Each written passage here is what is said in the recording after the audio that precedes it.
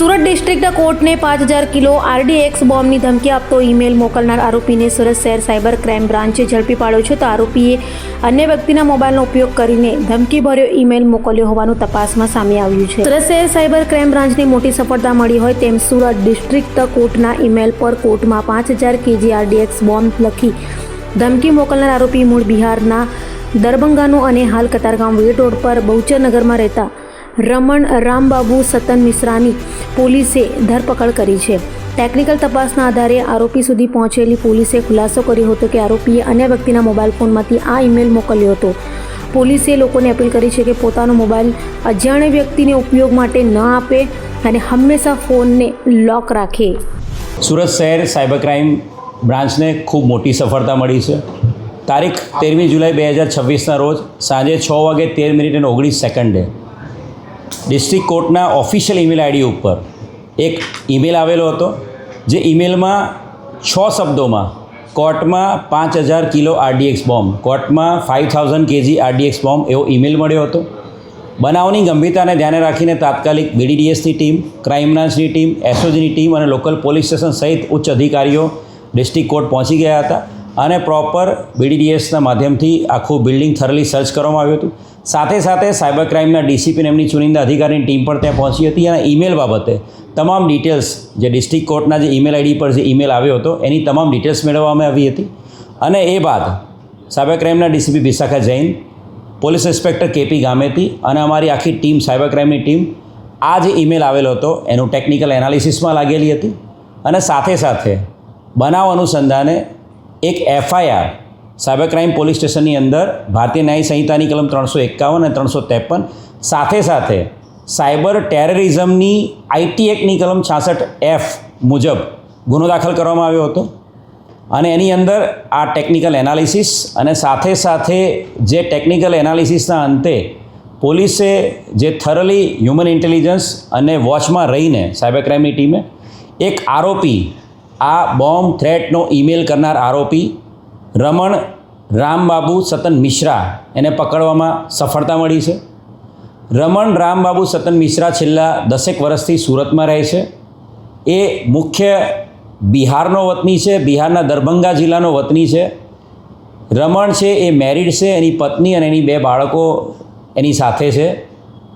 એ એના મોટા ભાઈ સાથે અહીંયા છેલ્લા 10 વર્ષથી રહે છે ને હીરાના અલગ પ્લેસીસ ઉપર હીરાના કારખાનાઓમાં મજૂરી કામ કરે છે.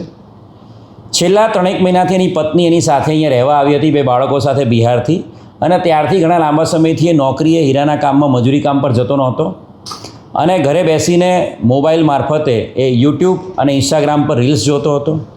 YouTube ઉપર જે ફ્રી વિડીયોઝ, ખાનસર જે એજ્યુકેશન ઇન્સ્ટિટ્યૂટ છે એના જે ફ્રી વિડીયોઝ છે એ વિડીયો મારફતે ઈમેલ, એ બધા ક્લાસીસ જે એના જે લેક્ચર્સ છે એ બધા જોતો હતો, જેના આધારે ઈમેલ યુઝ કરવાનું, સાથે આર્ટિફિશિયલ ઇન્ટેલિજન્સ પ્લેટફોર્મ કઈ રીતે યુઝ કરવું એ બધું જોતો હતો.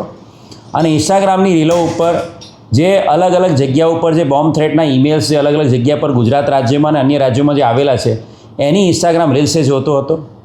અને એનાથી પ્રેરાઈને એણે આ એક ઈમેલ પોતાના જ જે બિલ્ડિંગમાં રહેતા એક અન્ય વ્યક્તિ એનો ફોન એણે વાપરવા લીધો હતો અને બિલ્ડિંગના ટેરેસ પર, કતારગામનું જે બિલ્ડિંગ છે કૃષ્ણકુંજ બિલ્ડિંગ, એના ટેરેસ પર જઈને પોતાના બિલ્ડિંગમાં રહેતા અન્ય વ્યક્તિ પાસેથી આ ફોન લઈને એણે એક આ ઈમેલ કર્યો હતો.